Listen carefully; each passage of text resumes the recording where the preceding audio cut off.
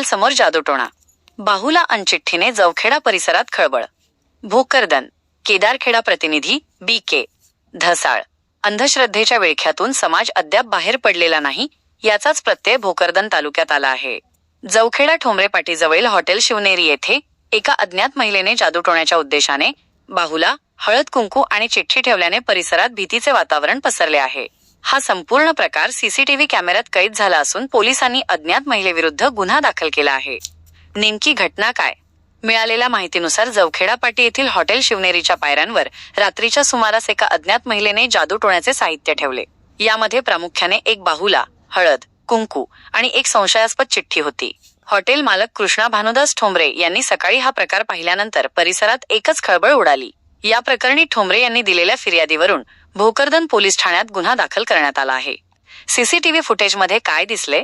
हॉटेलच्या सीसीटीव्ही कॅमेऱ्यात या थरारक घटनेचे फुटेज समोर आले आहे. यामध्ये सदर महिला हुडी, चेहऱ्यावर मास्क, नाईट पॅन्ट आणि शूज अशा पूर्ण वेशात आली होती. तिने पायऱ्यांवर जादूटोण्याचे साहित्य आणि बाहुला मांडला.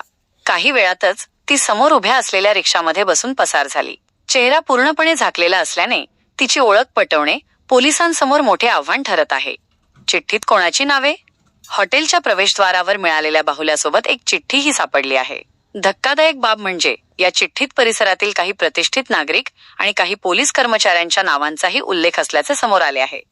यामुळे संबंधित व्यक्तींमध्ये चिंतेचे वातावरण असून चिठ्ठीत नाव असलेल्या व्यक्तींनी पोलिसांत तक्रार देण्याची तयारी दर्शविली आहे.